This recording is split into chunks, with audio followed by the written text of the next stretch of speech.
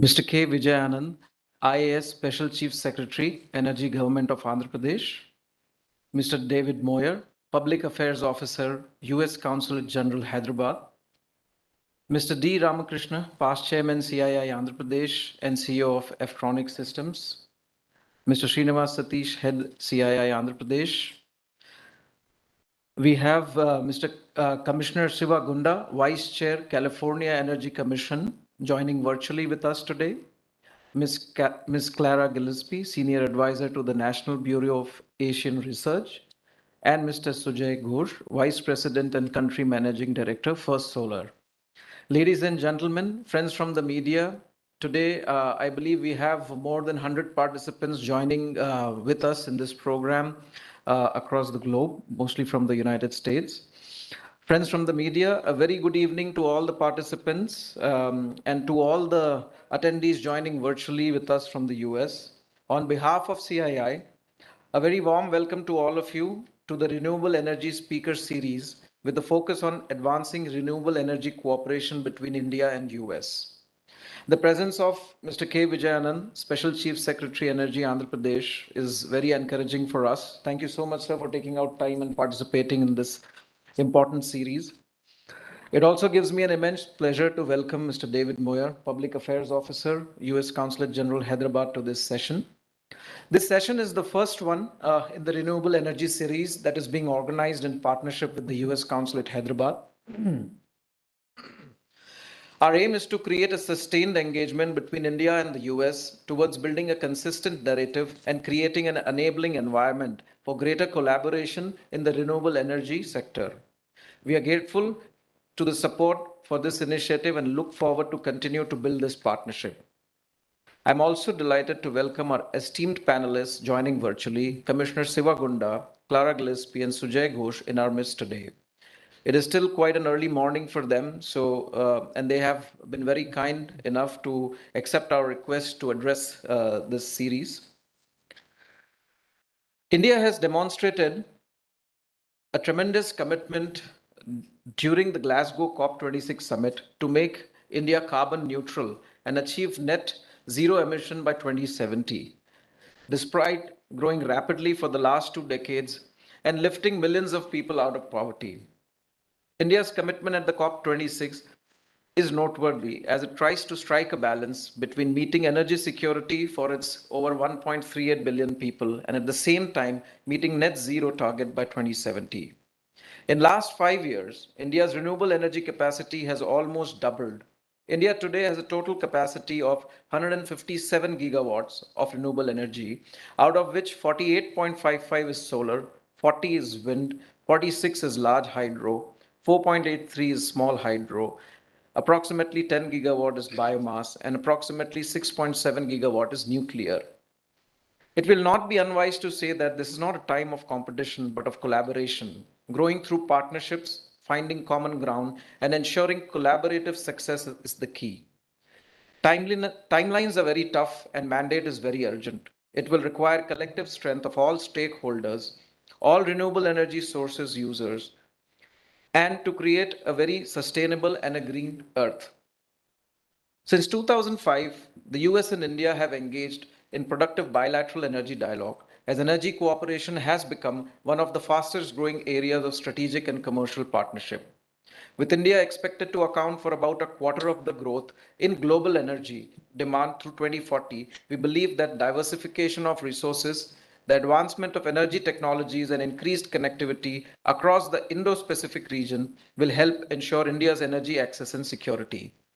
India's initiative of One Sun, One World, One Grid envisions facilitating global cooperation for building a worldwide ecosystem interconnecting renewable energy sources for seamless sharing. India also is amongst the worst, most vulnerable countries that has already experienced changes in climate and impacts of climate change. With the launch of US-India Climate and Clean Energy Agenda 2030 partnership at the Leaders Summit last year, India and US are once again poised to be the leading players on the world stage for climate action via the strategic clean energy partnership and focus on renewable sources of energy. As part of our strategy to build upon this collaboration at the state level, CII undertook a needs analysis report to identify areas of opportunities and partnership for Andhra Pradesh, which has led to this session today. With this brief introductory context setting, I'm delighted to introduce our esteemed speakers who will be sharing their thoughts and perspective. Each of them represent organizations that are working very closely in the renewable energy sector, and we look forward to hearing their views on how to take this partnership forward. It is my immense pleasure to introduce Mr. David Moyer, Public Affairs Officer, U.S. Consulate General, Hyderabad. Mr. David joined the U.S. State Department in 2003, and his overseas assignments include Mexico, Vietnam, South Korea, and Cyprus. In Washington, D.C., he served as Deputy Director in the United Nations Political Affairs Office. David recently concluded a Pearson Fellowship as a Foreign Policy Advisor for Indiana Senator Todd Young. He has bachelor's degrees in Japanese and International Relations from Brigham Young University and an MBA from George Washington University. David, may I invite you to address the gathering, please?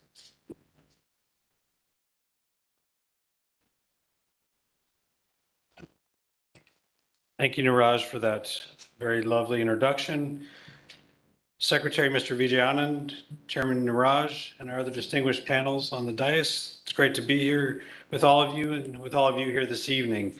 It's always nice to come back to Andhra Pradesh.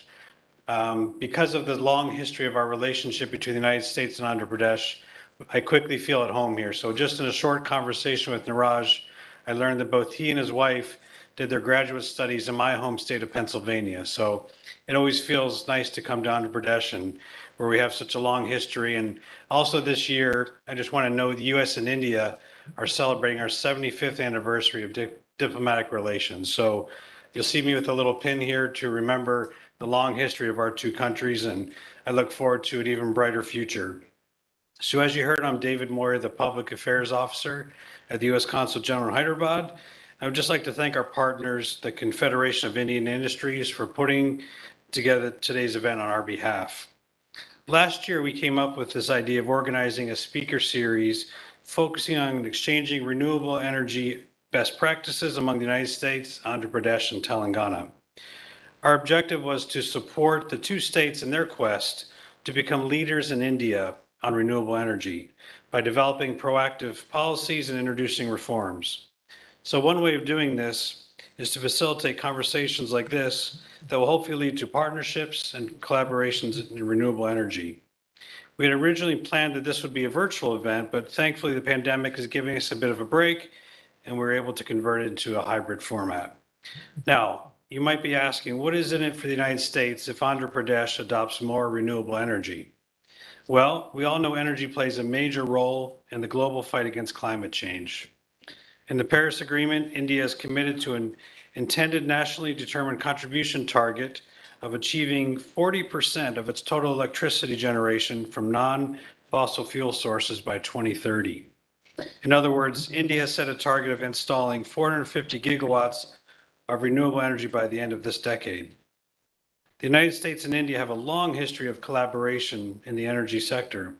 That collaboration has taken many forms, including financial and technical assistance, grants for feasibility studies, and joint research supported by the government and the private sector in both countries. And many US federal agencies, as well as the US private sector, have been participating in this endeavor. In fact, tonight we also have our two colleagues from our Department of Commerce office, so they are here to keep up this positive momentum, and we're glad that they could join us. The US government has been working with India on reducing emissions by increasing the use of renewable energy. In 2021, the US and Indian governments launched the US-India Climate and Clean Energy Agenda 2030 partnership, through which both countries firmly committed to working together in achieving their ambitious climate and clean energy targets and to strengthening bilateral collaboration across climate and clean energy. During his visit to India, US Special Presidential Envoy John Kerry highlighted President Biden's support for the enduring comprehensive global strategic partnership with India and the importance of our two worlds' largest economies leading together on climate action. He shared that the United States supports India's ambitious agenda for climate action, particularly the target announced by Prime Minister Modi. In April this year, the governments of the United States and India issued a joint statement after the fourth annual 2+2 ministerial dialogue, which further acknowledged the close collaboration between the two countries on climate, environment, and clean energy. Using the existing frameworks, the two countries agreed to explore and identify pathways to develop and undertake joint research and development projects, mobilize finance, develop and promote green technologies, and enhance technical collaboration aimed at building complementarities for facilitating energy transition. It is with this backdrop that the Public Affairs section of the U.S. Consulate in Hyderabad came up with this project to facilitate conversations on renewable energy, to facilitate an exchange of ideas and best practices, culminating in positive collaborations between both sides. We wanted to specifically help Andhra Pradesh to accelerate its progress on the renewable energy front. Today's program involves 3 expert speakers from diverse backgrounds to share their perspectives on renewable energy, including some specific inputs for Andhra Pradesh to consider. We encourage the government officials, private sector representatives, and local energy experts present here tonight to look for ways to carry these initial conversations forward.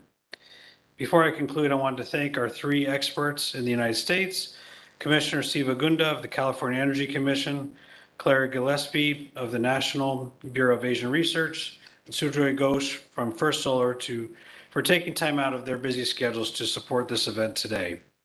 And thank you for agreeing to share your valuable insights on this topic. I thank all the guests that are here tonight, including those from the state government, for your presence. And last but not least, my sincere thanks to our partners, the Confederation of Indian Industry, for their partnership in organizing this event and commitment to carry forward the conversation between the two sides of our countries. Thank you very much.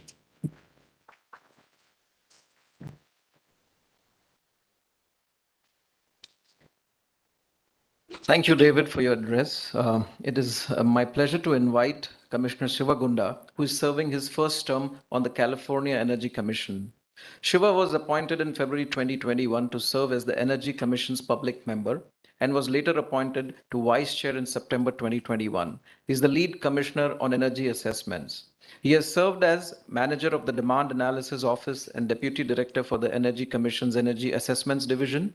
The division forecasts and assesses energy demands and supplies. Before joining the Energy Commission, he served in a variety of capacities at the Energy Efficiency Institute at the University of California, including as the Director of Research, where he directed the Institute's operations and research portfolio. Before we started this session, I had a chance to briefly interact with Shiva. Shiva actually belongs to Srikakulam and has done his entire graduation in Visakhapatnam, so he's very much excited to be a part of this discussion. Shiva, we look forward to hearing from you on California's climate policies and its implications to the state's energy system and the state's journey to zero carbon energy future. You so much, Niraj. I hope I'm coming through okay. Yes, we can hear you. Please go ahead. I'm going to share my screen here just in a moment.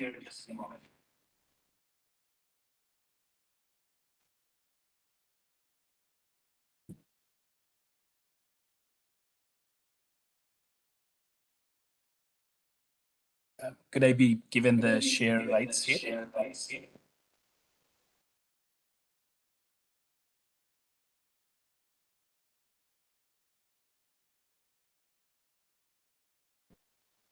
Just a minute, Shiva. We're just trying to do that. Yeah, of course.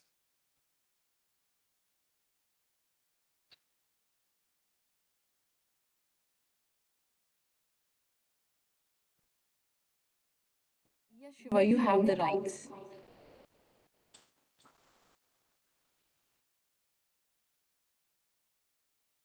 It's not allowing me. I apologize. I'm going to try and do a simpler way of doing it. Can you see this okay?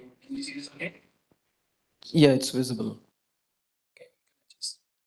I think it's not letting me in a presentation mode. So.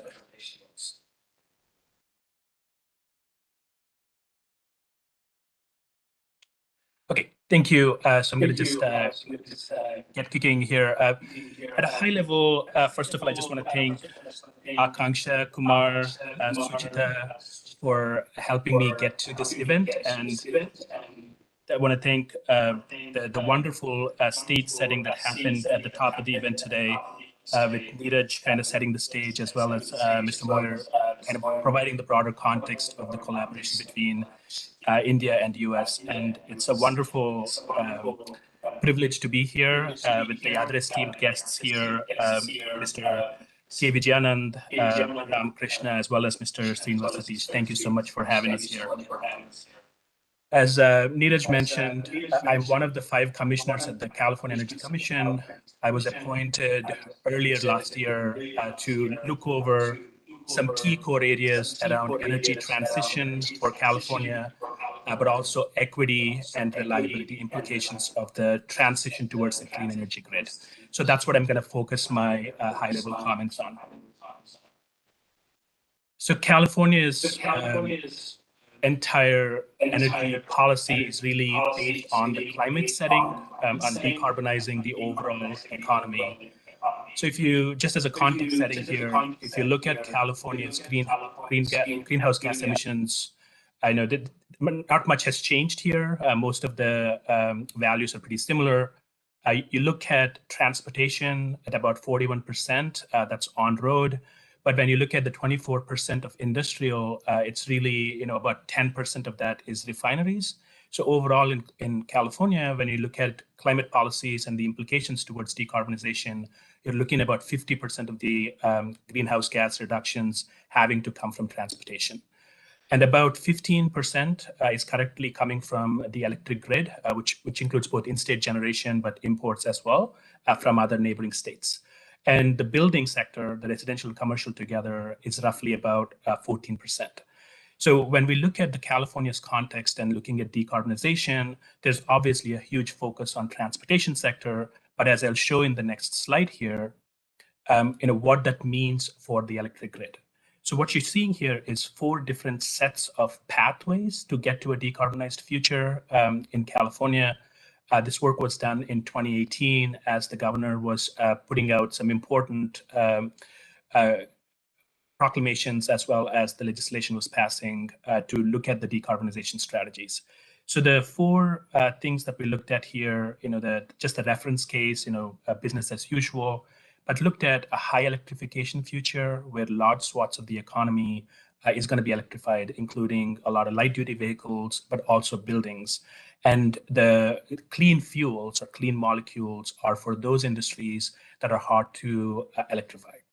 And then we also looked at high biofuels future and a high hydrogen future. And the high hydrogen future, the hydrogen will come primarily from electrolysis. So that's an impact on the electric grid. So as you see here, no matter which pathway California takes forward, electrification plays a huge role, and there is a very high increased demand on the electric grid. So then that kind of goes into the need for decarbonizing the electric grid itself while you're decarbonizing the rest of the economy.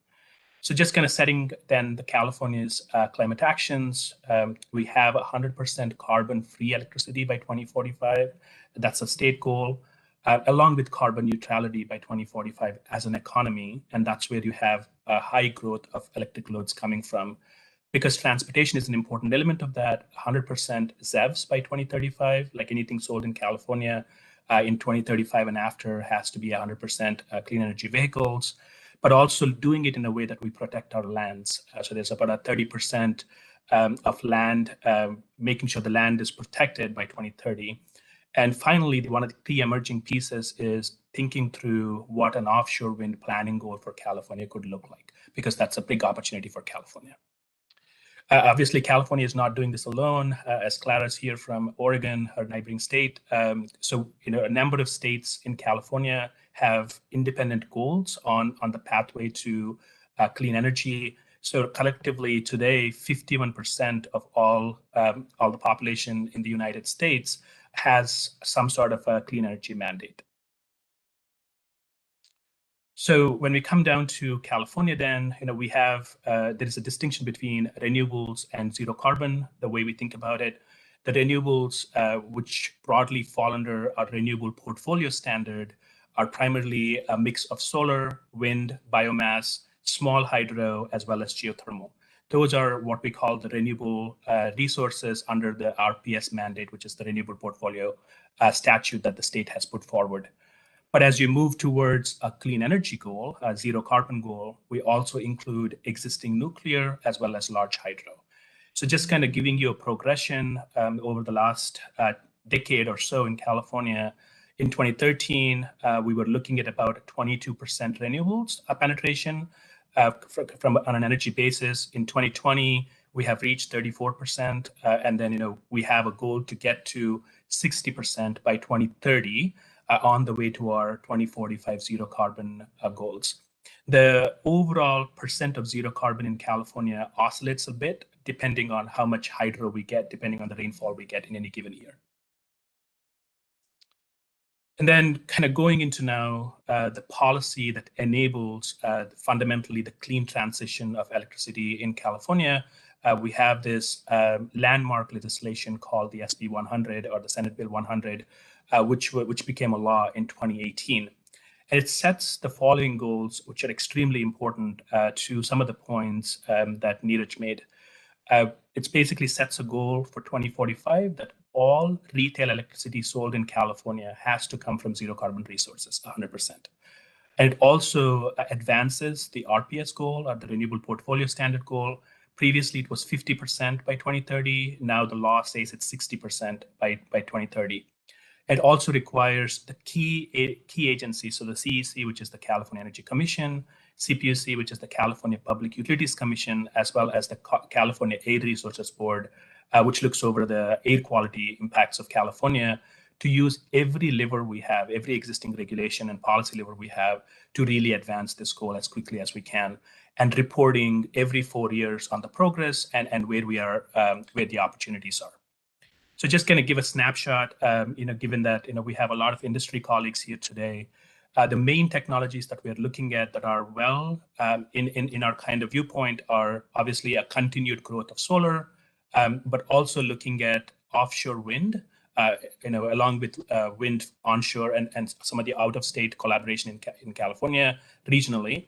We're looking at geothermal, expansion of geothermal. Bioenergy is a huge opportunity given the bio-waste and the overall opportunity to reduce the emissions from the methane emissions of like, for example, waste management and such.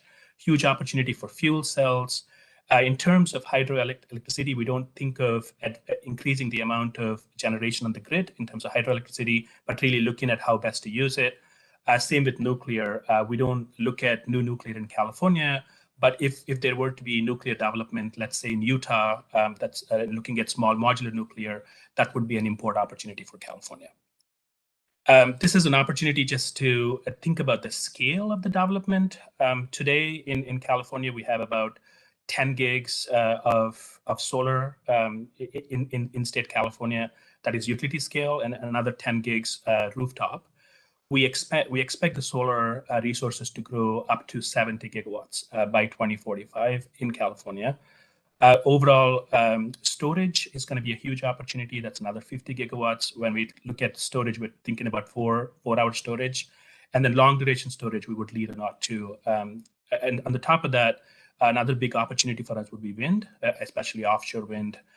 We currently think anywhere from 10 to 15 gigs of offshore wind would be required by 2045. We're thinking through the analysis right now, and the Energy Commission is going to come up with analysis pretty quickly here. Finally, just to kind of level set again, we have 80 gigs of peak load in California as a whole. And we look at the 2045 goals, we're looking at potentially quadrupling the grid size to 360 gigawatts, and all of that being zero carbon. What that means is a very sustained rate of growing the existing renewables. So currently, we have about a gigawatt of solar as the highest level of solar that we've built in a given year. That has to triple and a sustained growth. On the storage side, we had about 200 megawatts as our peak storage build rate. Now we need to build it about 2 gigawatts every year. moving forward on an average. So we were able to do that in 2021 and 2022. We were able to go from about 200 megawatts on the system to about 4,000 megawatts by the end of this summer. But that has to be sustained. And we see that as a critical element of achieving the goals, but also one of the reliability risks that we see moving forward. So again, the benefits are not only decarbonizing the system, but also improving the public health, especially on the particulate emissions. That's an important element for us, along with advancing energy equity. Most of the existing thermal fleet that is polluting is in areas that have low economic opportunity, which we call disadvantaged communities. And that's a huge opportunity to retire those assets as quickly as possible. And finally, looking at how do you transition existing jobs that are in the fossil industry, but also creating new jobs that allows for a continued economic growth.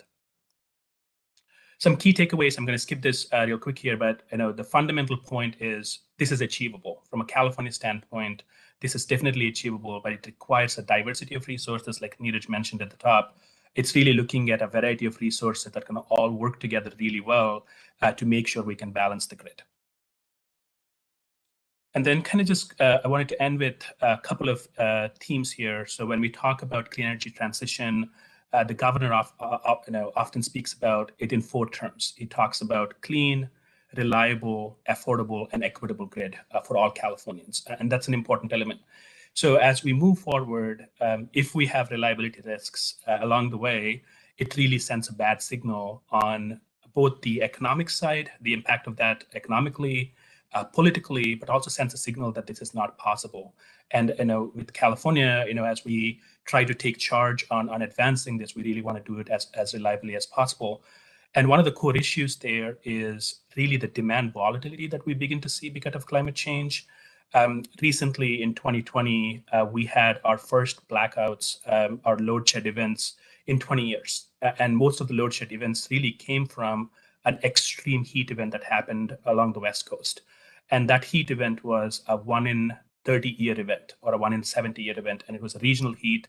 And because California relies on imports from other states, basically the entire West was struggling for resources, and we had to cut load in California. So it's an important element on how we plan for climate change moving forward.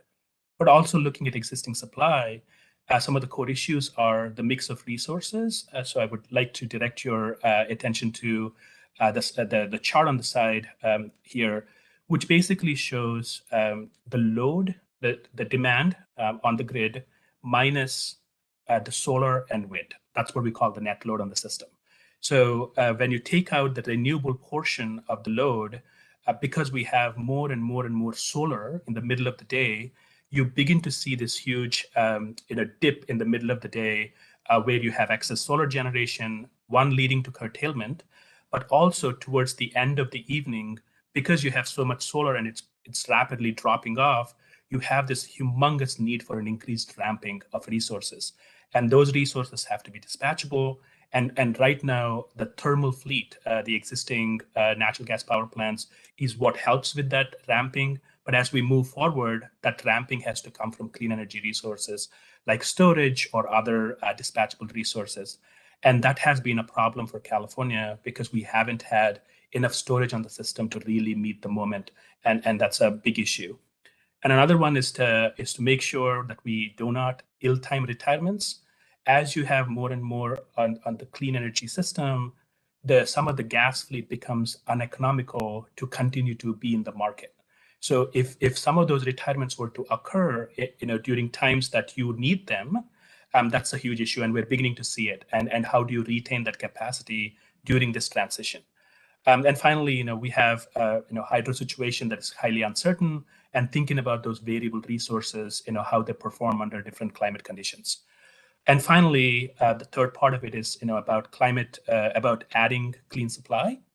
Given the extraordinary levels of build rates that we have to maintain, just the sheer amount of employment that is needed to make those resources interconnected to the grid is not an easy task. And we are beginning to see the issues around permitting, just getting the land acquired, the siting of these power plants. So it's been very difficult to maintain the build rates. And finally, the global dynamics around the supply chain. We rely on a lot of the supply chain globally, and being able to build requires an uninterrupted global supply chain. And we've had trouble meeting our goals this last year because of that. And finally, I want to close with equity. As I mentioned earlier, majority of the power plants, thermal power plants in California, are in regions where what we call disadvantaged communities, which already have very high levels of air quality implications. So how do you make sure when you're transitioning, you're not leaving the gas plants in those areas and not letting the clean energy access equally for all Californians? That's an important issue for us, but also as you transition, how do you keep the rates low, given that some of these technologies might not be cost effective? We're at the front end, and the scale has not been achieved. So how do you make sure that happens? And finally, as we depend on electrification of buildings, can the low-income housing, afford the electrification that's needed to clean their homes? So that's an important element. And finally, the job creation issue.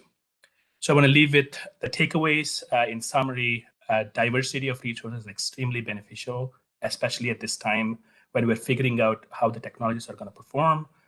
Ambitious goals, especially when you put it in statute, really results in innovation and gives market certainty. So market can really put the investment dollars necessary for that. Transition planning and risk mitigation is essential. So making sure the resources are not retired before we have a comprehensive plan. And how do you account for the climate change impacts, both on the demand and the supply side? Also looking through the bulk grid planning and also the distribution planning. Are there opportunities of areas where you can do microgrids and other local planning that can reduce the need for high transmission buildouts or high buildouts of large bulk scale assets? Energy efficiency, demand response, and demand flexibility are crucial, given that the demand could be volatile under extreme temperatures. If we have an ability to drop load through efficiency, through demand response, and through demand flexibility for a few hours a year, we might not need to build as much. And finally, achieving equity has to be centered from the beginning. If we think of equity planning at the end, we will not achieve it. So making sure we really plan through that. So with that, thank you so much again for the opportunity. It's an absolute privilege to be here. Growing up in Visakhapatnam and Andhra and Srikakulam, it's just an incredible homecoming. So thank you for this opportunity to be here.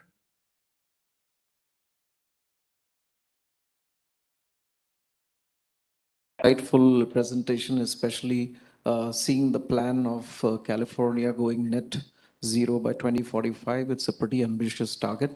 And after looking at the presentation, a lot of interesting questions are coming to mind, which we will bring to the discussion after we hear from all the speakers.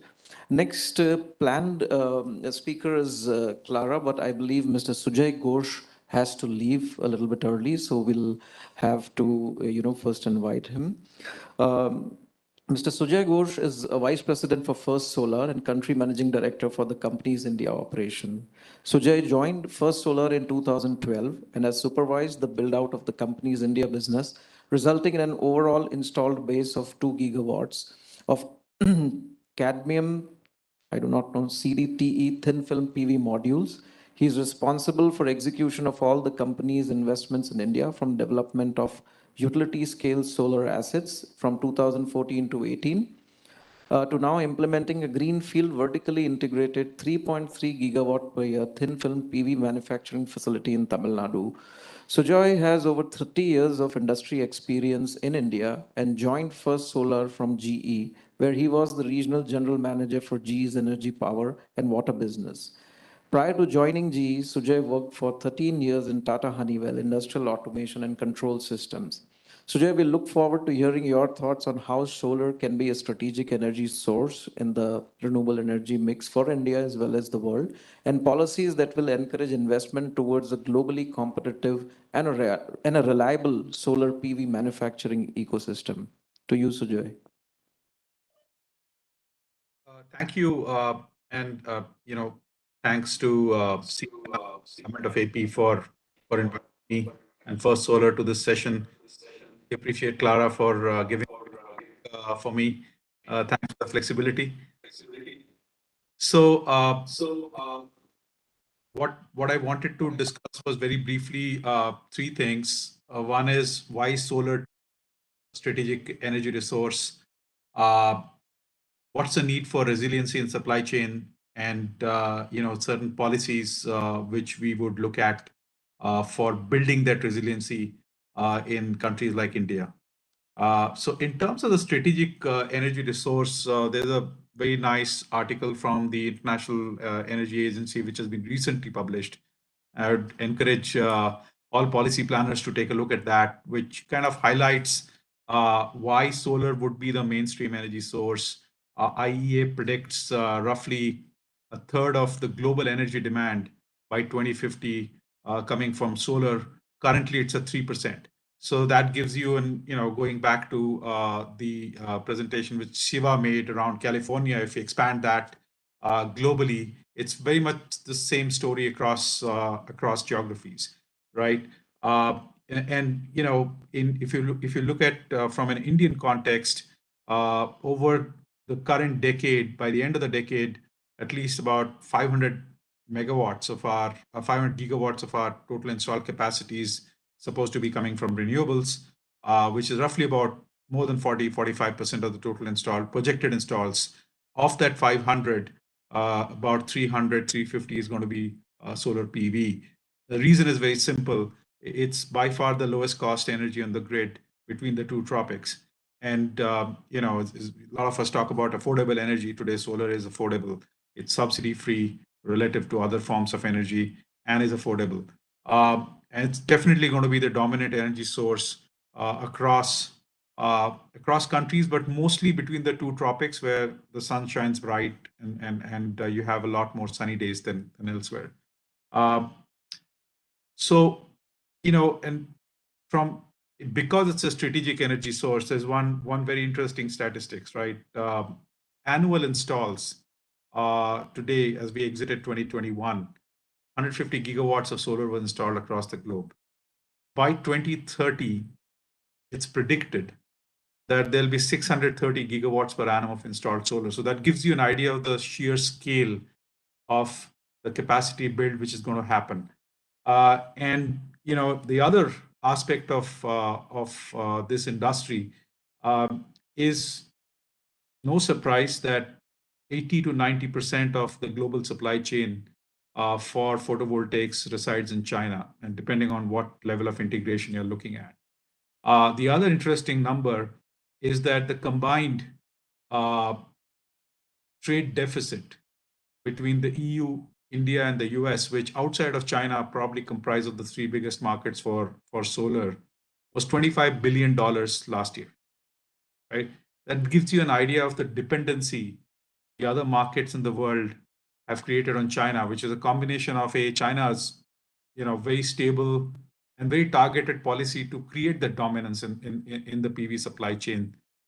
And the fact that the other countries in the last decade pursued a policy of being agnostic to where the supplies come from, as long as it was low cost and it kept bringing the prices of solar down, right? And the way the Chinese created their dominance was through means which were fair and unfair, resulting in trade actions which have happened across some of the geographies. We've seen that in the US, we've seen that play out in India.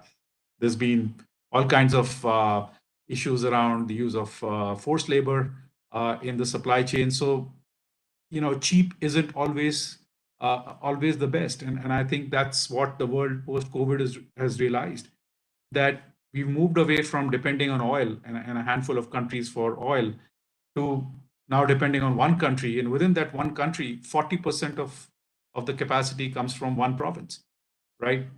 And it's all one material, silicon.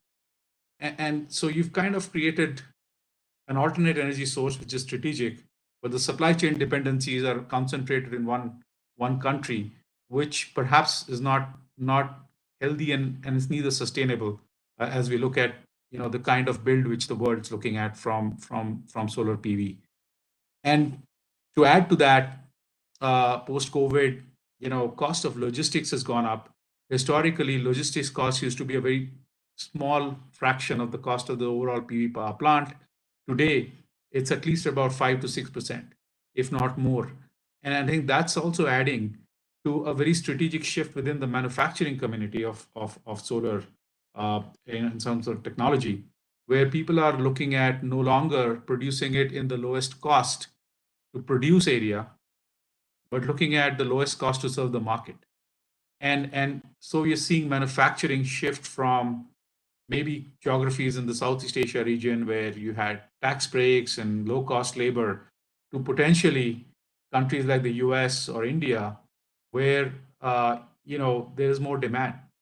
And as long as you produce closer to the demand, the logistics cost is really offsetting the increased cost of production in some of these countries. So that's another interesting theme which is playing out in terms of realignment of supply chain from China into some of the other centers where there's a lot of demand for PV over the next decade.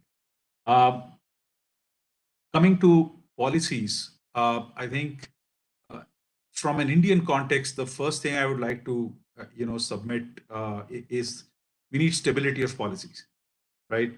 We've had historically a lot of flip-flops around as the renewable energy sector evolved in India, around looking at trade actions, looking at the way that the solar capacities or the renewable energy capacities in general are being bid out in terms of moving from feed-in tariffs to reverse bidding to electronic auctions to now kind of flipping back to without electronic auctions. So there's been a lot of changes in some of the policies, which perhaps was natural as the industry in India discovered this new form of energy, and certainly we realize that it's going to be the lowest cost and the most dominant source of energy over the next decade. But now with about 10 years of history from 2010 to 2020, 21, now is the time to just pick what worked and then have a very stable policy environment over the next decade, because only stable policies can bring in manufacturing investments, right? Manufacturing investments in supply chain are not short term. They need stable policies for the investors to then commit to a country or commit to a state or commit to a particular geography. And I think stability of policies is the key. The Indian government has done a lot in terms of optimizing tax rates to make manufacturing more competitive. There are certain states which have looked at not just for the solar sector, but generally looking at capital subsidies for attracting investments in the manufacturing sector. The infrastructure has dramatically improved in India in terms of access to power, access to water. Of course, labor has always been the strength of the country, but the cost of labor and the component of labor in the overall cost dynamics of the photovoltaic supply chain is not that great. Nonetheless, availability of skilled manpower, especially on the manufacturing side, is something which I think India has to develop as manufacturing and integrated manufacturing comes into play. And then most importantly is the connect between R&D and the industry. And I think that's because solar technology today is over-reliant on silicon, on one semiconductor material. And as the world evolves, we're going to see different semiconductor materials come to play. For solar makes CAD-TEL modules. We've been making that for the last 2.5 decades.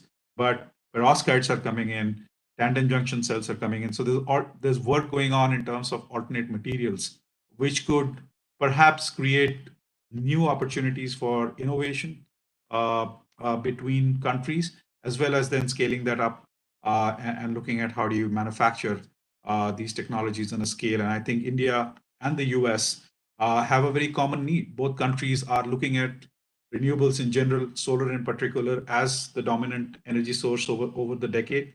Both countries want to reduce their reliance on China. And I think there's a healthy cooperation between the two countries collectively put together.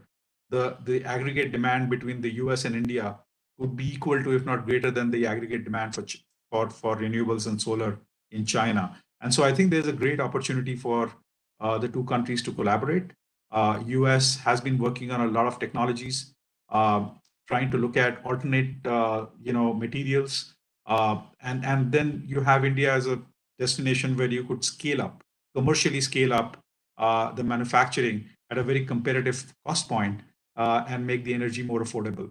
So I think there is a tremendous amount of opportunity to collaborate between the two countries, especially in the field of renewable energy. With that, I'll hand it back to the moderator for now. Open to any questions.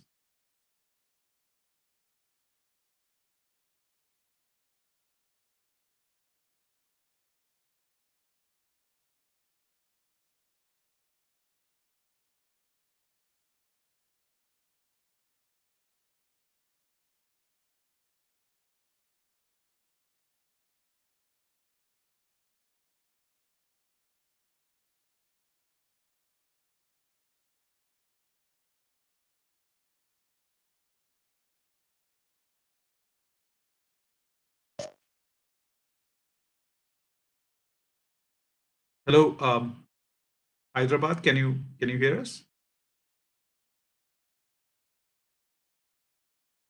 Siva, are you able to hear me? Yes. Yeah. Okay, I think we lost the connection with Hyderabad.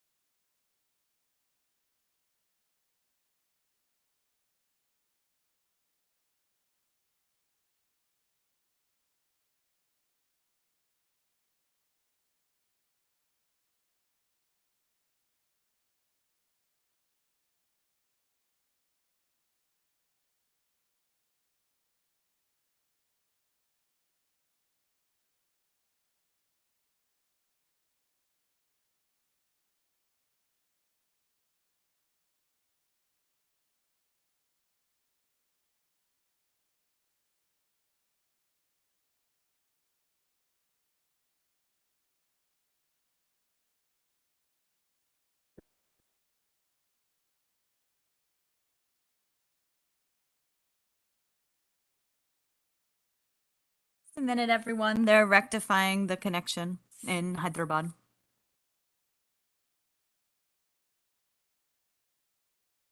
Thank you, Susan.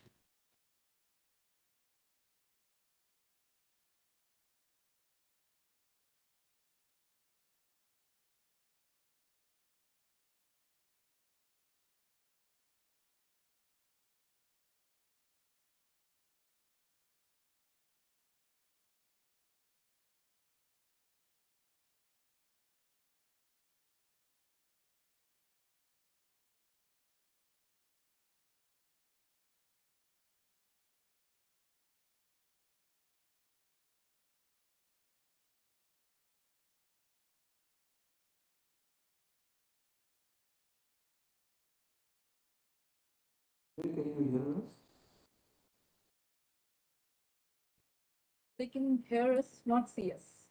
Basically, as long as they can hear and speak, we can continue the discussion because we just have to ask 2 or 3 questions. Sunil, am I audible to you?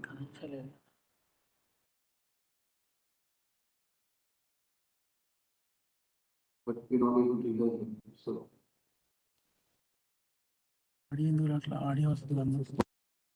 It's sorting it out, just give it.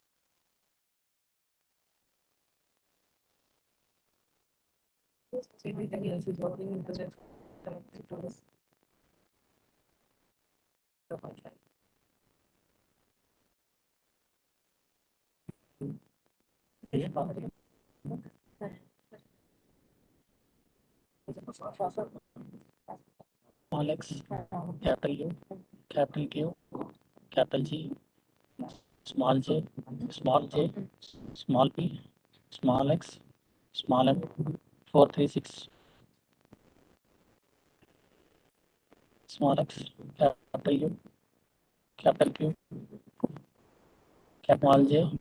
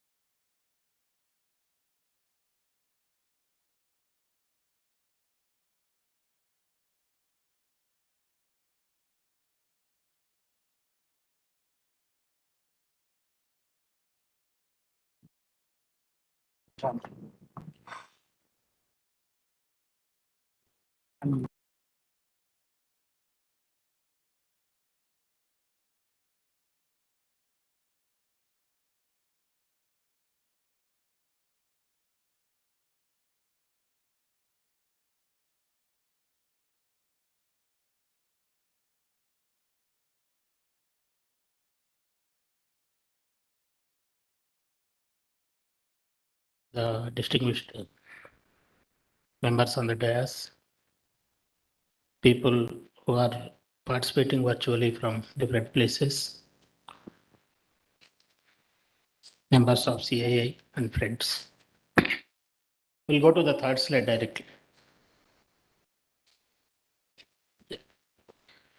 See, actually, in the earlier two presentations, some data has been given and it has been explained also. So I don't want to go into the shell things. If we look at this renewable energy scenario, if you look at the government of India's projections, it is 175 gigawatts by 2022 and 500 gigawatts by 2030.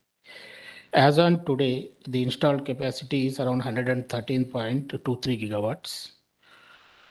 And if you look at the installed capacity with the total installed capacity of the country, it's around 25.2%. And in generation, in terms of energy generation, if you see, it is around 10.13% if you look at India as a whole. If you look at Andhra Pradesh, the installed renewable energy capacity in Andhra is around 8.85 gigawatts. When we look at our installed capacity versus the installed capacity of the renewables, it is coming to around 34.46%, whereas the country's average is around 25.20. Andhra is a pioneer, and we have already, in terms of capacity, it is around 34.46%. If you look at in terms of energy, that is a renewable energy generation. If we look at the energy in terms of units generated, it is around 24% in case of Andhra Pradesh. When I say renewable energy, it includes wind, solar, and all those renewable energies. And if you compare between the India as a whole versus Andhra Pradesh, the generation share in case of India is around 10.13%, and in case of Andhra, it is around 24%. This clearly shows that Andhra has taken a lot of lead in promoting renewables over a period of time. If you look at the cumulative capacity commissioned, solar is around 4,148 megawatts, and wind is around 4,083 megawatts. Small hydro is 105 megawatts. We have taken others also, like solid waste management, it is around 36.15 megawatts. Industrial waste is around 40.01 megawatts. Biomass is around 171 megawatts. Bagasse is cogeneration. We call it as a cogeneration in case of bagasse. It is 206 megawatts, and biomass cogeneration is around 65.45. So if you look, even if you look at the different types of energies in the renewable energies, Andhra is a pioneer from the beginning, and we tried mix of various renewable energies, not only solar, wind, all other like small hydro, municipal waste, industrial waste, etc. Wherever something is possible, we are trying to tap that potential.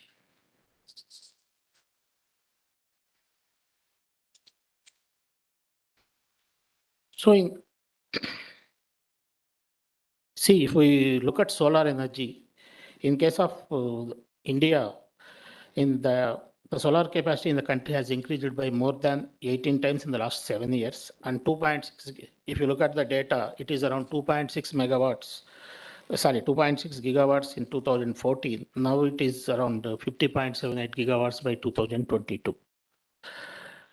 Andhra is really well endowed with, it is blessed with 300 sunny days, and with a solar installation of more than 5 kilowatt hour per more than 5 kilowatt hour. This clearly shows that certain states where the potential is very high, Andhra is one such state where the potential for solar energy is very high.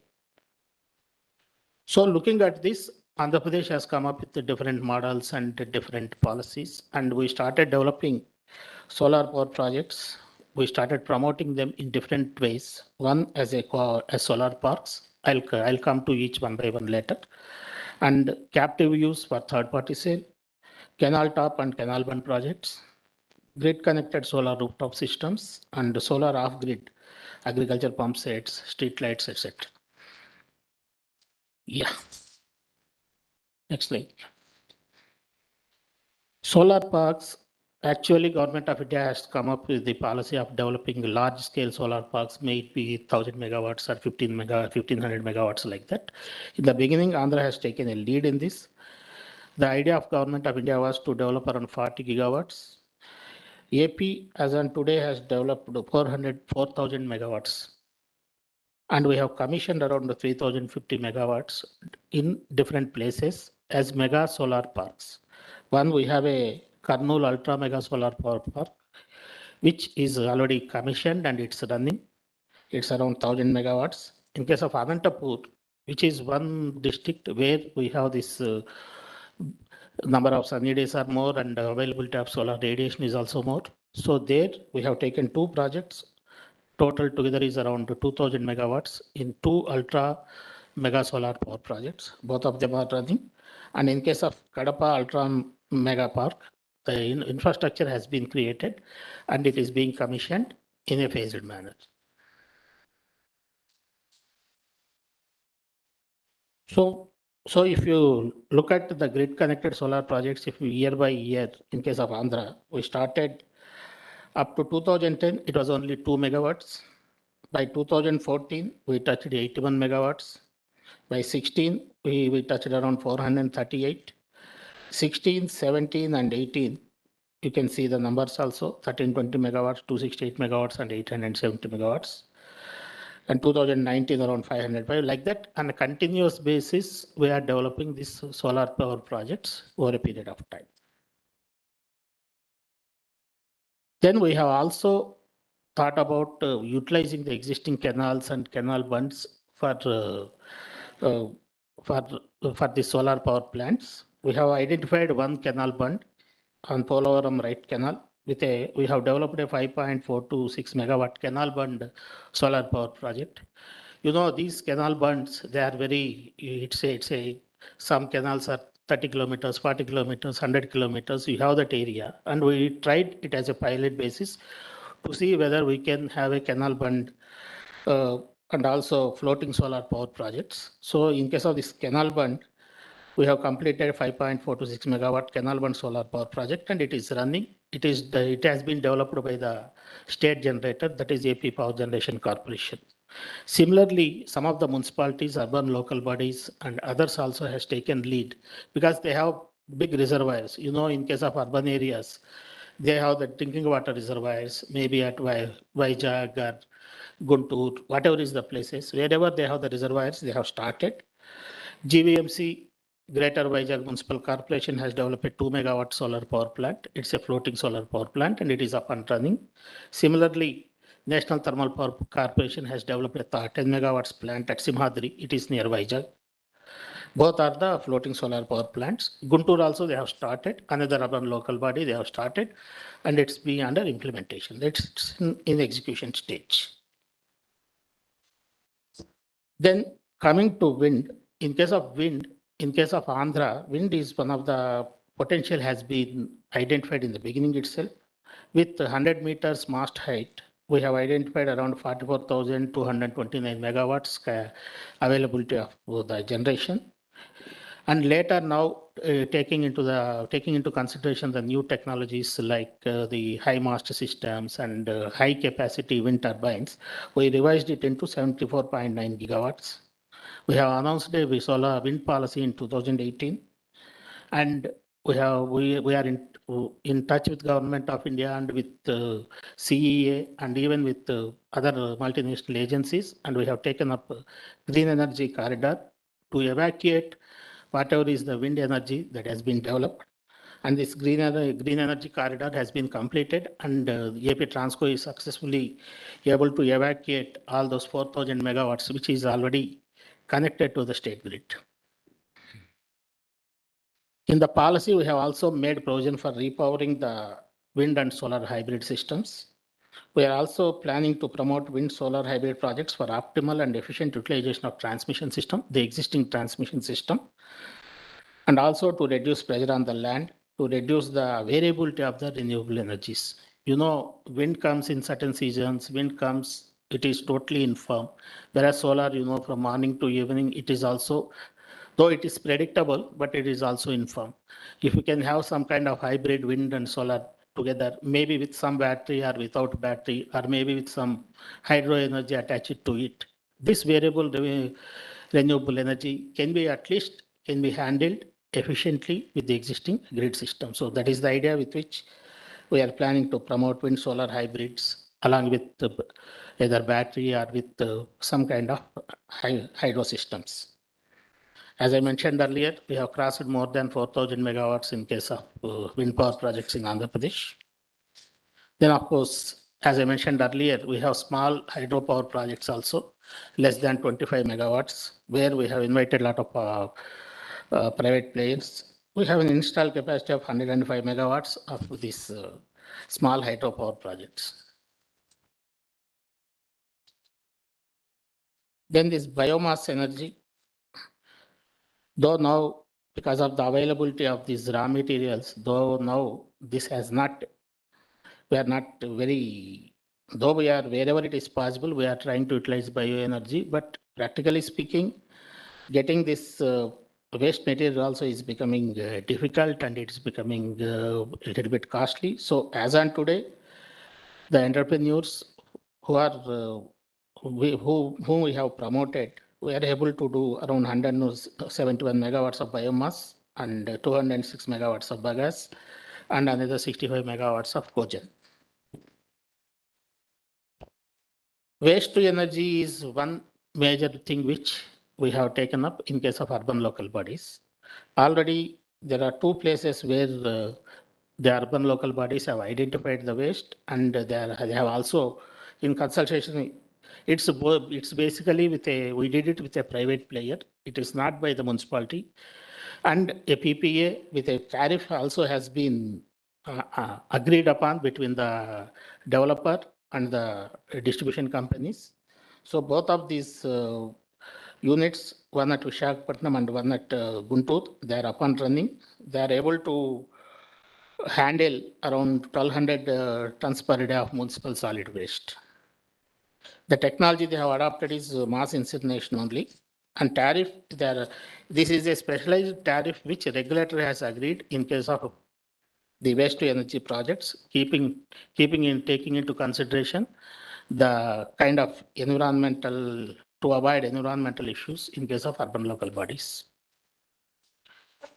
See, as I mentioned earlier, Government of India and the regulators, they are insisting that each state should have some renewable power purchase obligations, only to promote the renewable energies, to reduce pressure on these thermal and other fossil-based plants.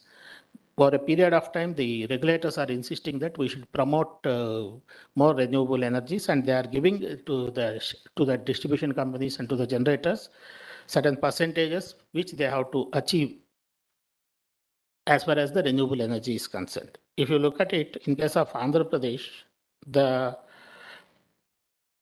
2022-23, we have to achieve around 18% renewable power purchase. It's an obligation on us that whatever the total capacity of energy which we purchase, out of that, 18% should be from renewable sources. But as on today, by 21-22 itself, we have crossed the target. And as on today, our renewable power purchase obligation is around 24%, whereas the regulator has indicated us to do around 17% only.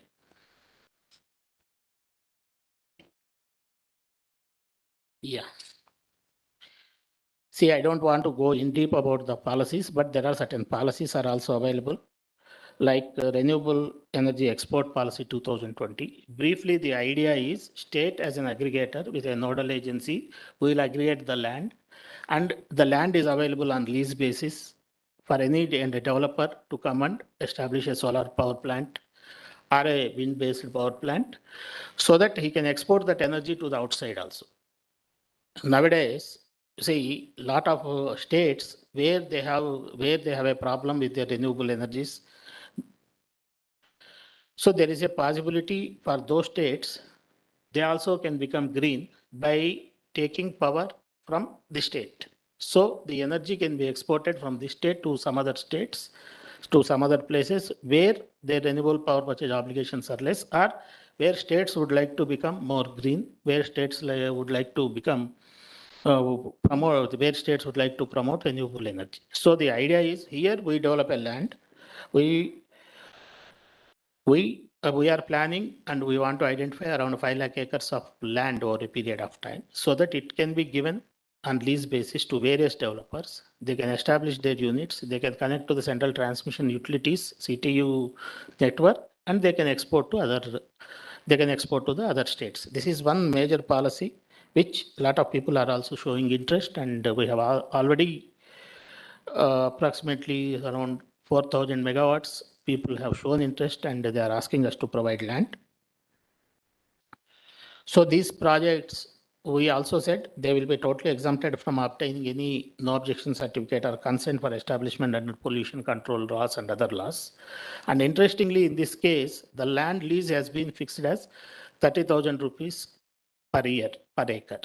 So whoever is the farmer, the land will be taken on lease from the farmer, and the developer has to provide around 30,000 rupees per acre per year to the farmer. So on one hand, the farmer gets benefited, and at the same time, even for the developer, the entire land cost, his project cost also will come down in the beginning itself, so that it becomes economical for him also, and the tariff also can come down, so that the general public can also get benefit of that solar energy at a cheaper price. This solar power policy in 2018, we have targeted for 5 gigawatt. Already we have achieved, as I mentioned earlier, around 4.8 gigawatts, but that policy is still alive. It gives some certain incentives for the people, the developers who would like to develop solar parks and mega solar parks in Andhra Pradesh. Similarly, wind power policy 2018, it also provides a lot of incentives, and also it's basically to attract investment. This also we thought about around 5,000 megawatts. We have already achieved more than 4,000 megawatts. Wind and solar hybrid policy, as I mentioned earlier, by including both wind and solar together, you can always theoretically as of now, by utilizing wind as well as solar, you can get a PLF up to 50 to 55%. Whereas individually, if you look at it, whether their PLFs will be less. So this gives us grid stability up to some extent, and the variable renewable energy can be converted into a reasonably variable renewable energy. These are the policies which Andhra Pradesh is offering for the developers to develop wind and solar hybrid projects also in Andhra Pradesh. Yeah, this is, as I mentioned earlier, this solar export policy 2020. The target is we want to identify around 4 to 5 lakh acres of land, and estimated potential in these. Already we have identified a shelf of 7 projects, wherein the estimated potential is around 17,800 megawatts to set up solar, wind, as well as wind solar hybrid projects. If the New and Renewable Energies Corporation, which we call it as NREDCAP in Andhra Pradesh, this is the nodal agency, and they will be facilitating the developers for preparing the DPRs and also for getting all the clearances, and also coordinating with the government regarding identification of land, allocation of land on lease basis. So NEDCAP is the nodal agency. The developers can definitely utilize this opportunity to develop mega projects for both wind as well as solar, as well as wind and solar hybrid projects under this energy export policy. See, pumped storage is another one major concept which Andhra Pradesh has pioneered already. There is one major pumped storage project which is under construction in Andhra Pradesh at Pinnapuram, Kurnool district. Basically, the idea is this, pumped storage. Whenever the cost of the power is cheaper, you can pump the water from a lower reservoir to an upper reservoir. And during peak time, where the cost of the power is high, you can generate electricity. This is the basic concept. The concept in case of Andhra Pradesh is we want to integrate this pumped hydro projects with solar and wind. So the solar and wind, we call them with these pumped storage hydro projects as the green projects. Basically, this is nothing but a live battery kind of thing, a storage kind of thing, where when you pump water, you utilize energy when it is available at a cheaper rate, and you generate energy during the peak period. Normally, when we have calculated, the cycle time will be per a day 1 to 1.5 cycles. When I say cycle, means pumping maybe for 6 hours and then generating electricity for another 6 hours, or pumping for 8 hours and generating electricity for another 8 hours. On the whole, 1 to 1.5 cycles can be operated per day. This we have identified large number of sites, and roughly we have identified around 33,240 megawatts capacity of pumped hydro storage projects in Andhra Pradesh. These projects have been identified in 29 locations, and as I mentioned, the estimated potential is more than 33,000 megawatts here. And we, on our own, we are preparing the detailed project reports, and we are offering these pumped hydro storage projects to the private developers, private entrepreneurs, who can do either the pumped hydro storage project, or they can also do pumped hydro storage project along with solar as well as wind hybrid projects. That means totally you will be developing the green energy. Even for pumping, you are utilizing green energy, and even when you are generating green energy. In this, already we have, in the first phase, we have prepared DPRs for 7,000 megawatts, and recently one developer has shown interest, and at 4 sites we have already allocated around 3,700 megawatts to one developer. Still, lot of potential is there, as I mentioned, around 33,240. State will facilitate, and also state will facilitate the developer even if he wants to export this energy outside the state utilizing the central transmission network. In addition to that, the state generator itself, that is Andhra Pradesh Power Generation Corporation, is also developing another 1,350 megawatts capacity pumped storage projects on its own. Yeah, next. Yeah, as I mentioned, phase 1, we are developing around 7,000, phase 2 another 3,000, phase 3 another 5,820. Where the sites have been identified, capacities have been identified, pre-feasibility reports have been prepared, and DPRs are being prepared now, and they will be offered to the private developers.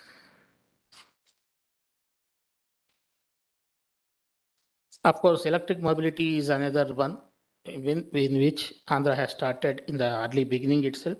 Now, our as a e-mobility policy of the state, at least we are thinking that to phase out all fossil fuel-based commercial fleets and logistic vehicles in the top 4 cities and all districts by 2030. This is the plan we have. To implement this plan, we have asked the NEDCAP, that is New Renewable Energy Development Corporation of Andhra Pradesh, to promote electric vehicles. We are asking them to be in touch with the bankers and with the individuals, and we want to promote roughly around 1 lakh two-wheelers and retrofitting of another all three-wheeler internal combustion engine based vehicles, and 4-wheelers also we want to promote. At least we want to offer it to all government employees on EMI basis. They can go for the 4-wheelers, electronic EV 4-wheelers, and also to establish charging infrastructure throughout the state.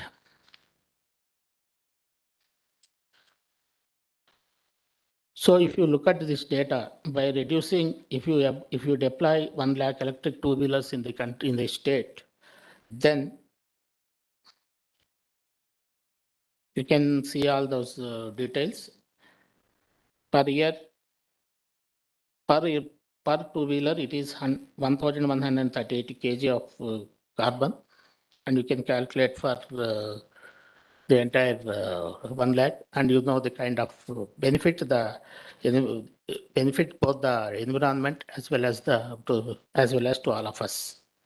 Of course, this is another commercial based solar steam cooking system, which we are trying in one place. This also can be industrially utilized for large installations. This is a technology called SG4 big dish system. This we are trying in 1 or 2 places. In this, you will be developing high pressure steam as well as low pressure steam. High pressure steam you can utilize for industrial purposes or even for a large cooking purposes. And at the same time, the low pressure steam can be used as a heating water also. So broadly, this is how we are trying to develop renewable energies. I would like to mention once again that we are pioneers in developing renewable energies. And And we have very attractive policies, including the Energy Export Policy 2020. If any developer or any generator are members of CII, if you want further information, you can check out our NetGap website, or you can be in touch with us. Our details are available with the CII. I once again thank the President and all the members who are on the dais for allowing me to explain the potential that is available in case of Andhra Pradesh and the policies that are available in case of Andhra Pradesh. Thank you.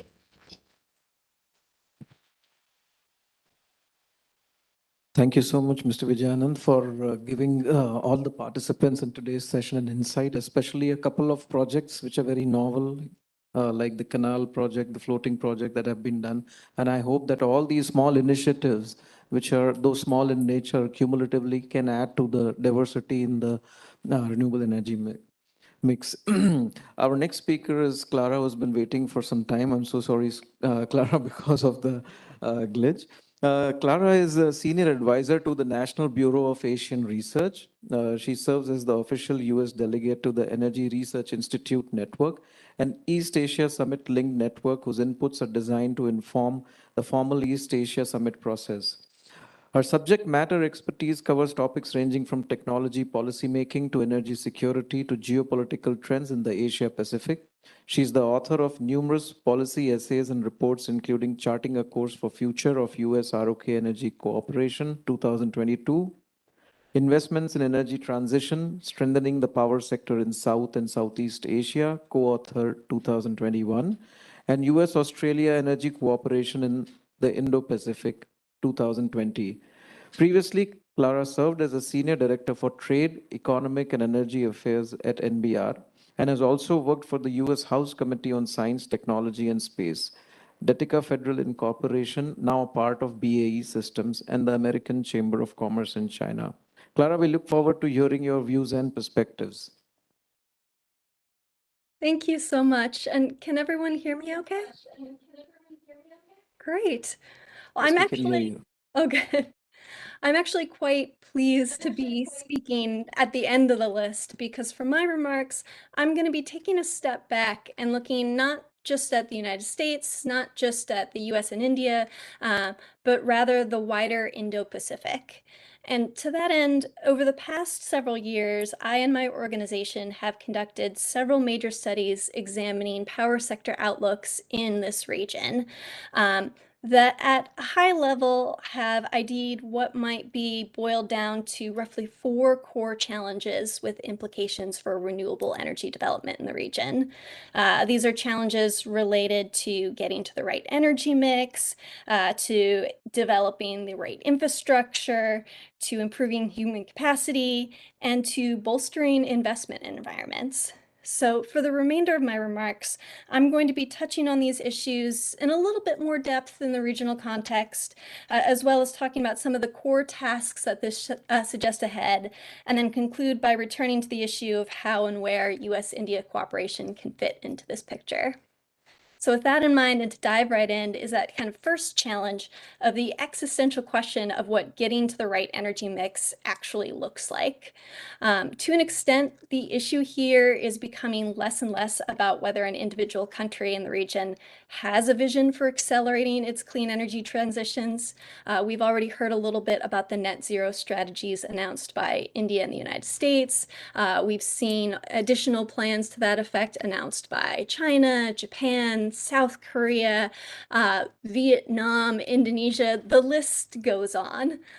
So rather than that question of vision, is how you actually deliver on it, and specifically how you move on to zeroing in on what the actual need is.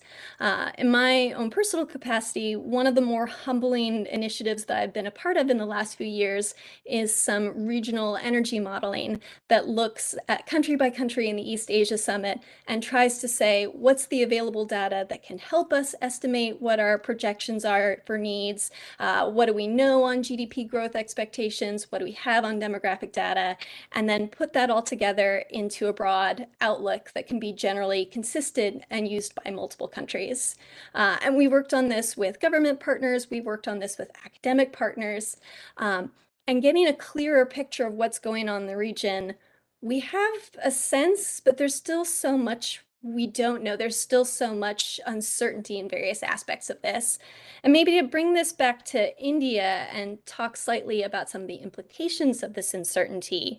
In 2019, Terry conducted a study that tried to use the available macroeconomic in India to model some of the country's electricity demand projections in 2030, and found that kind of the range of what might be possible was anywhere between 2,000 and 2,800 terawatt hours of demand. That's a huge amount of uncertainty that for our purposes raises the risks that you either bring wind and solar online too rapidly and risk questions related to curtailment or project competitiveness, or even worse, you don't bring it on quickly enough. You really kind of understate what might be possible, extending the life of less efficient, less clean fuels such as coal-fired power, which is very prominent in much of the region. Here, I'd say this is really a critical task to get a clear handle on improving the availability of these data sets, because once you do, it's much easier to firmly capture how you can better position both policy and industry to maximize a role for renewable energy in that overall energy demand mix. And here I'd say the encouraging thing is that we've seen not only these technologies improve in their overall capacity and flexibility, but we've also seen prices drop dramatically for generation for these sources. Again, just to put a little bit of data to it, IRENA in their own global data set looking at these prices suggested that 75% of new wind projects and 40% of new utility scale solar projects are cheaper than more affordable than most of the new fossil fuel projects coming online. And that's a huge competitive advantage that allows us to move from just what we want to do, but actually being able to say that this is something that makes market sense in its own right.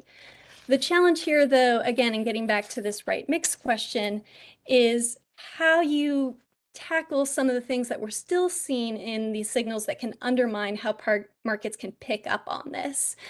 Questions such as the need for reforming rigid and uncompetitive energy markets, addressing unresponsive pricing mechanisms, needs for more broadly addressing energy governance questions in a number of countries across the region. I think once you do to that, the corollary here to this, and I can keep this one relatively brief as a result, is what the enabling role of infrastructure plays in this situation. In our own conversations, whether it's been with partners in Cambodia, other developing countries, or even South Korea, Japan, and others, one of the recurring concerns that we've heard frequently is about the inadequacy of existing grid infrastructure, as well as other questions about transmission and distribution systems. Things that are not really exclusively about renewable energy and its capabilities, but can weigh especially heavily on how well communities are able to use the existing capacity that they do have. I'd say the bright spot here, and something that scholars at Stimson Center have noted, is that there's an aspect of this that involves bringing new and more advanced infrastructure to scale, but there's actually a lot more that countries can be doing, and Stimson Center in particular looked at Southeast Asia, to better apply their existing infrastructure in ways that can make renewable and particularly variable renewable energy easier to manage on the grid. This includes things such as demand-side management and techniques, but the flip side is that it gets at the third challenge that I mentioned, and that's a number of countries are grappling with shortfalls in human capacity, resources, and other availability. This includes things like needs for specific skill trainings on some of these techniques and new grid management tools, and as well as knowledge transfer issues, but it's not exclusively these kind of inbound, outbound questions. It's The human capacity questions also involve things such as individual and group resistance to change, operators who might have been trained on earlier systems, regulators who might have personal preferences for one or the other, and just generally, people don't always like change. It can be hard to acknowledge the fact that markets have had these incredible breakthroughs that we've been hoping for quite some time, that now is this time when things are newly viable. You also see issues in a number of countries. We looked at Indonesia and others in this space on the challenge of talent retention. Organizations that will put extensive work into training up their staff only then to have, for example, government officials, regulators move to other areas of the private sectors. Moves that we don't necessarily want to discourage, but when they happen on a large scale, the question does become how do you maintain and sustain institutional capacity? All of this gets at things that are not just time intensive, but kind of the big kind of final point is capital intensive as well.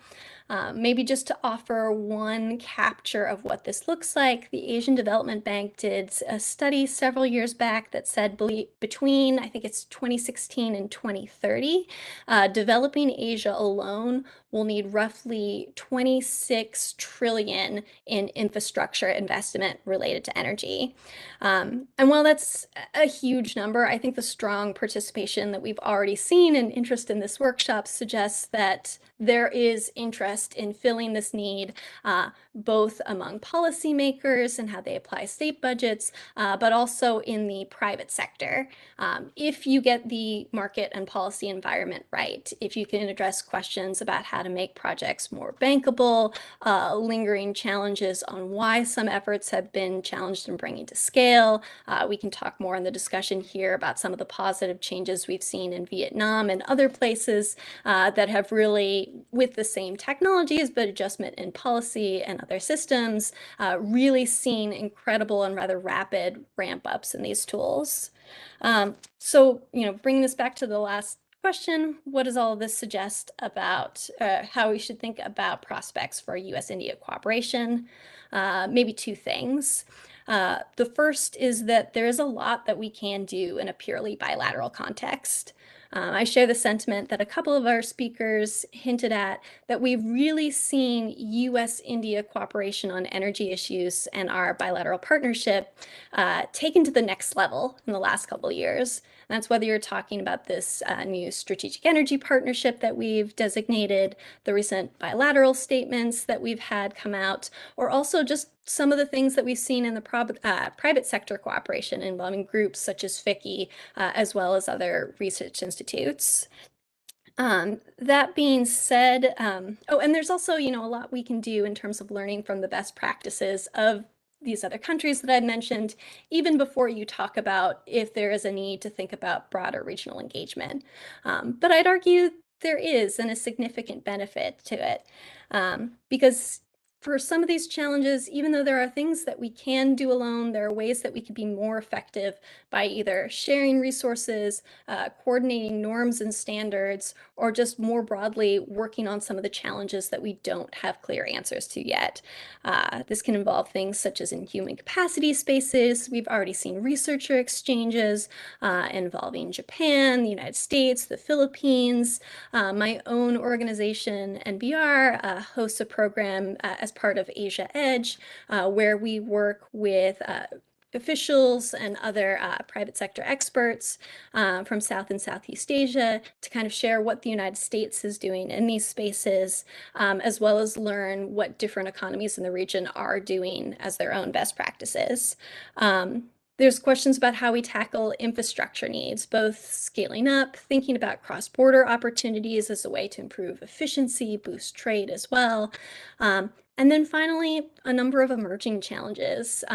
Some we don't have more time to go into more broadly, but things such as already mentioned, supply chains for critical minerals, where there is more that both the US and India could be doing in their domestic context to boost manufacturing capacity. but on our own or even in tandem, there's more that we will need to fill that need. And so thinking about how we work with others in the region to think about this resilience question, think about energy security as a collective action is one of the ways that we can work together. And I'll stop there.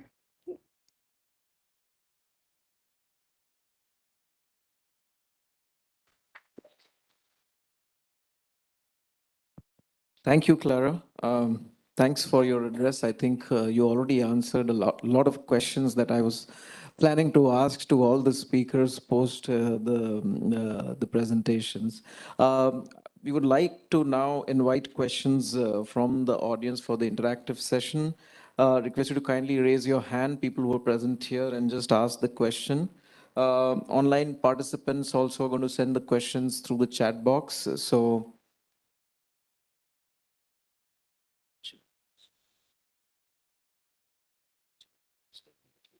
So before we move on to the audience, I do have a couple of questions to begin with. This is taking the clue from Shiva, your presentation, and also what Sujoy mentioned, that when we started on this solar journey, we were kind of, supply agnostic as to where it is coming from. And gradually,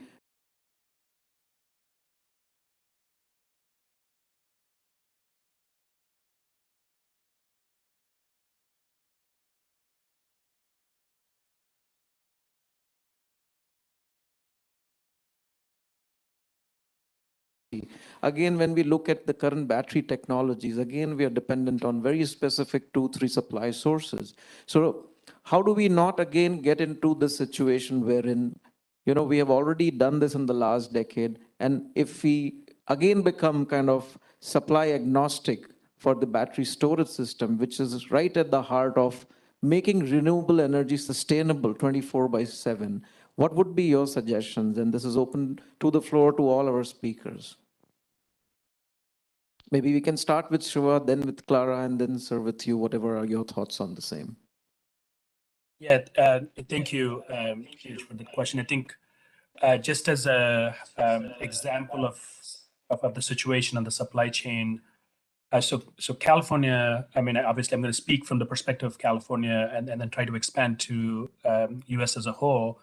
But on the supply chain issues, recently in California, we've authorized approximately 30,000 megawatts of new procurement to come online by 2026 over the next 5-6 years to just kind of manage some of the retirements we are hoping to have of the gas fleet. So as we plan for that, obviously we did the procurement, which meant the utilities can go ahead and start building those resources. And the single biggest challenge we had over the last year is this unexpected Department of Commerce investigation that was launched by the US government, right? So the US Department of Commerce looked at some of the solar tariffs circumvention that was happening through China. So some of the panels that were coming through China, there was this allegation that they were being shipped through 4 other countries that are violating the tariff structures.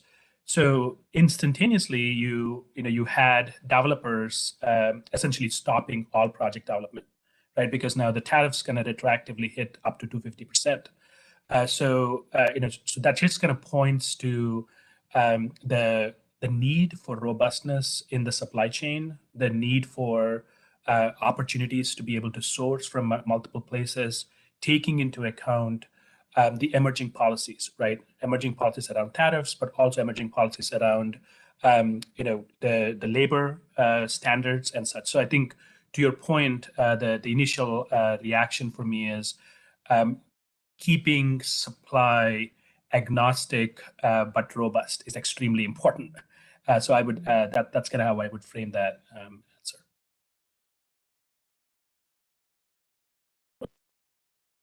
Clara, your thoughts on the same? Yeah, I would completely agree with that sentiment. I think in terms of the supply chain availability question, and maybe I'll talk a little about critical minerals in particular. We've seen some countries announce strategies to this effect. I believe the U.S. in its own supply chain review released a number of documents, including one by the Department of Energy on this issue. We've seen Japan in particular, given its previous exposure with rare earth elements in China, think very pointedly about how it reduces the dependence on the country, and a number of others. And broadly, what we've seen in the tools that they'll try to apply could be one of four things. One, you can just try and improve your efficient use of materials, either through just reducing how much you're requiring as inputs, or improving recycling efforts so that the supplies that you have can stretch farther. And that way, when there are shocks to markets, you're not necessarily as impacted as abruptly by these shocks. We've also seen efforts to that effect to think about stockpiling as well as something, but maybe doesn't necessarily get at the aspects that we are seeing this exponential growth in demand. So even with some of those buffers, which can be quite helpful, there's still this need for more, for thinking about how we diversify a little bit. Some of that is alternative supplies. It's also being very intentional about supplier diversification as well. There's some very clear parallels to how India and others have thought about their national energy security strategies previously, looking at crafting a roadmap for where the ideal energy mix should be headed on percentage-wise, very closely tracking and thinking what that means. And there are parallels to what we might do there in the critical minerals and supply chain space as well. Maybe that we're not as far along on yet. Japan has done some efforts with this, again, with rare earth elements, but absolutely more that we could be doing together on this.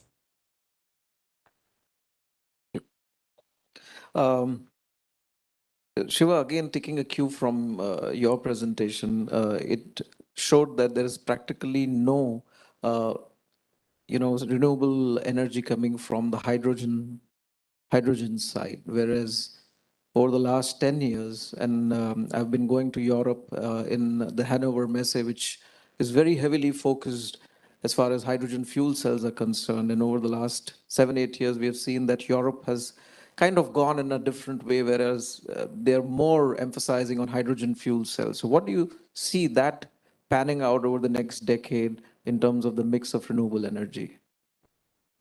Yeah, thank you. So you're absolutely right. I think Germany specifically, Europe as a whole had a much broader hydrogen strategy than California or the United States as a whole.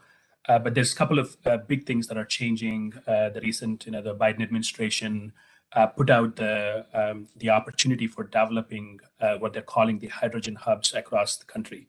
And California will be very well situated to do so. And the way we have been thinking about hydrogen was a strategy for light duty vehicles and medium and heavy duty vehicles was the initial strategy.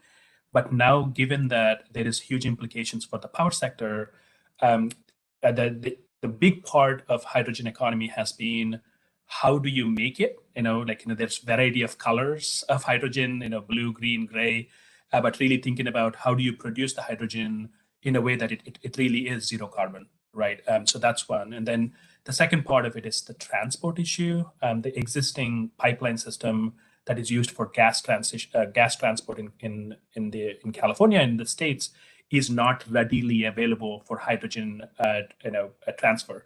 So we could probably put about 5 to 15% of hydrogen in the existing pipeline system, but beyond that, you can't really do it without embrittling. So the issue is around the transport then. So finally, that kind of brings you to the place of what sectors do we need it for, and how do you create geographical hubs that can actually make the creation and transport of hydrogen economical and viable. So one of the biggest things we're looking at is the manufacturing and the industrial hub around LA. So Los Angeles has this humongous amount of industrial sector that is reliant on high heat applications. So when you look at high heat applications, so hydrogen becomes an important opportunity. But also there are places where you can geologically store hydrogen more easily in LA Basin. So we're looking at that as a huge opportunity. So to your point, I think California has and the United States as a whole has come to the hydrogen equation a little later, but I think we're fully on board now. And there has been very clear message that has been sent both from the federal government, but as well as California state government, that hydrogen is going to be an important part of the equation. Clara, would you like to add anything to Shiva? No, I think that well captured it on hydrogen. We'll just take last two questions because I think we're already running late. And if anybody from the audience here wants, yes, sir, please, can we have a mic there? Or maybe, sir, you can just come here on the dais.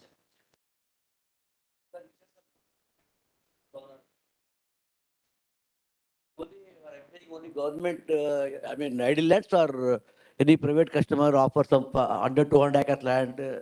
I mean, any land bank you are developing from the farmers database? Yeah, it's both, not only government land, private land also. You see, if the project has to be viable and economical, Okay. it should have minimum 1,000 to 1,500 acres kind of thing where you can have at least 200 to 300 megawatts. So in that, it includes both private land as well as government land. Lease rent has been fixed by the government so that your initial cost will be less and the tariff becomes easier. So a group of farmers have to come forward to the government? Yes. Okay. Yes. The 30,000 rupees little to be high, no, higher side, I think. I mean, 30,000 rupees. you should I mean, also- normally dry lands are available at 10,000, 15,000, 20 rupees. No, a lot of Will developer will come ready to pay 30,000 rupees? Yeah. I don't think, I mean. See, already some developers have come forward and as I mentioned, Okay. 3,000 to 5,000 megawatts, they have already shown interest. That ready to pay 30,000 Yes. rupees. Thank you. Right, I just saw a brief question which on the one of the chat messages, and I think I would also personally like to touch briefly upon that, although it's a big touchy subject, but I think in our renewable portfolio, we do talk about nuclear and it stays as it is. With the advancement of technology, so much of machine learning, artificial intelligence, and the way things have changed over the last decade, should we at least discuss about revisiting small nuclear projects, isolated locations, avoiding all the potential threats that we have seen historically? Do you think that it would be worthwhile visiting this question again?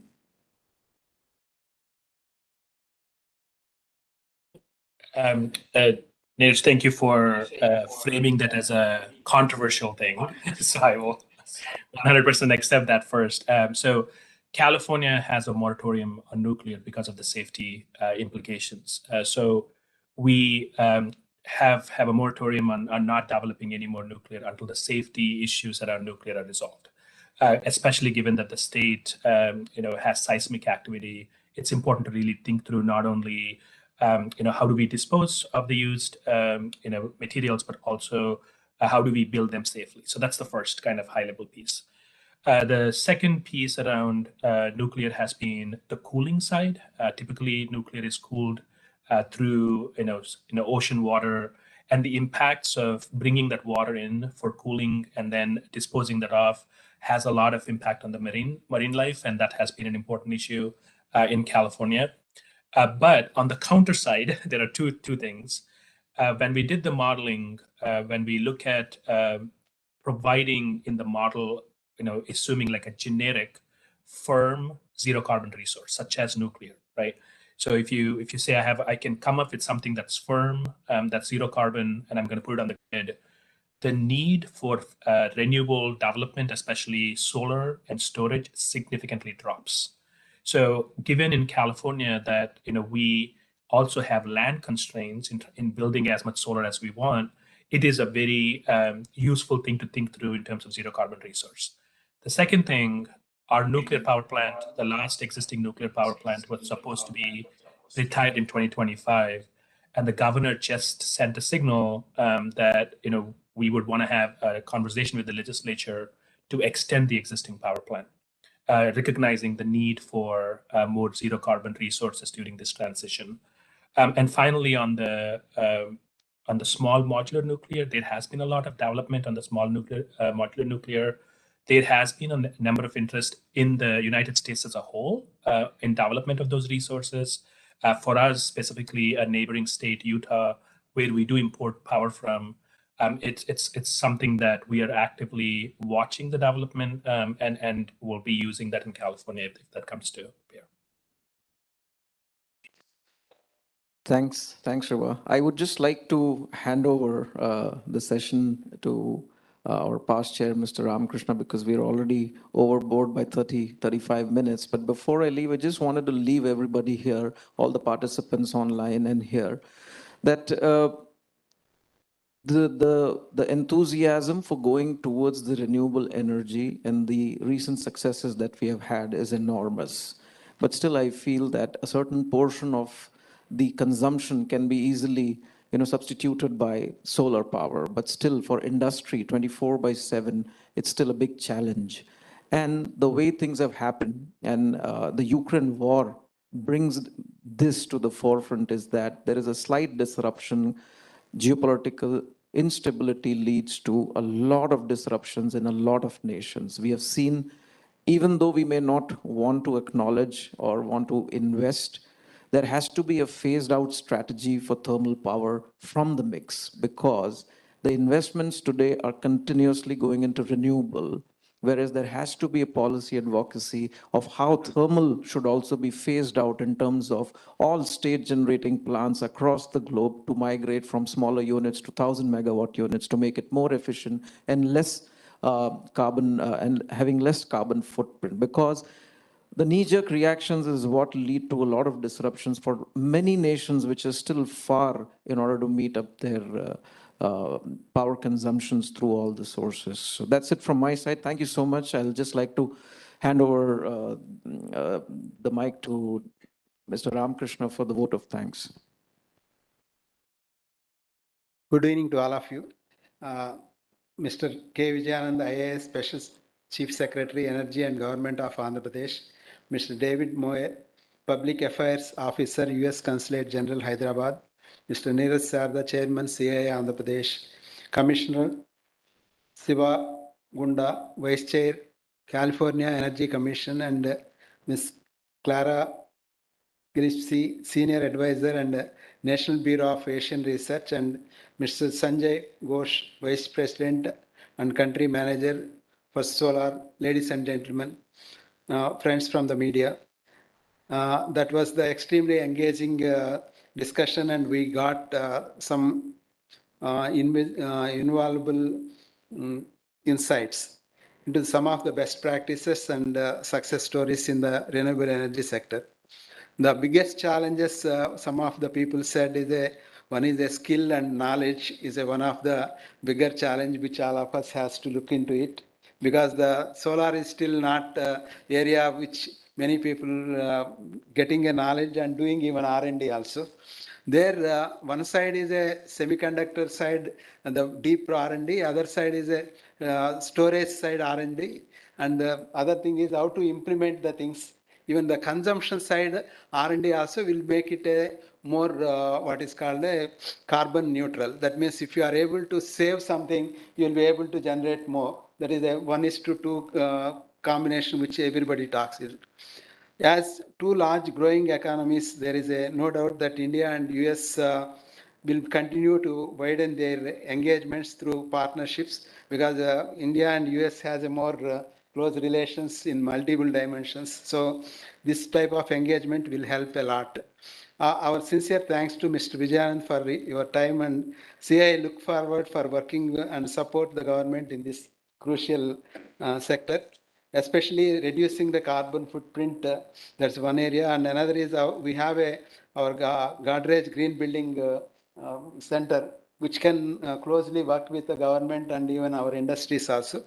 Even we can encourage our companies to install more solar power, so that what we can think is now, even my own observation, by putting a solar, almost we may not be able to spend anything lost. That means all our ROI is almost coming. Only two challenges which we are facing is, one of the thing is, if we are able to make it a DC directly and consume in daytime, there will not be any extra cost. There will be reduction of the what is called a inverter cost, which is going to be something like 20% of the over thing. And even we need not talk to the electricity board to get the permission, so that we are not touching the grid, so that there will not be any challenge. That's where I think we can look into that.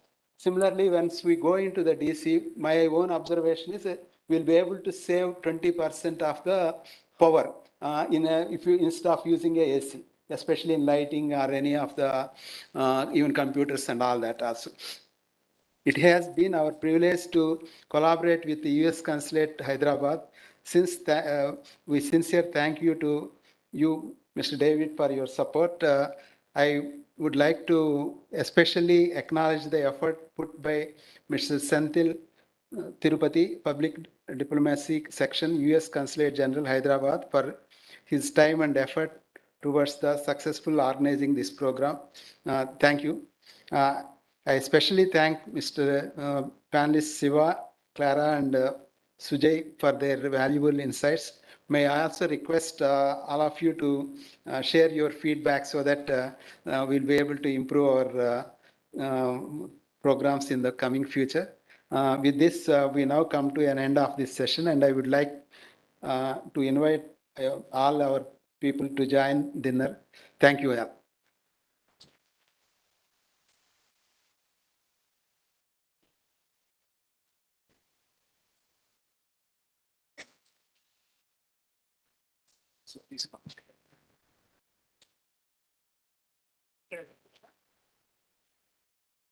Thank you, everyone. Good to Yeah, thank you all. Dropping off.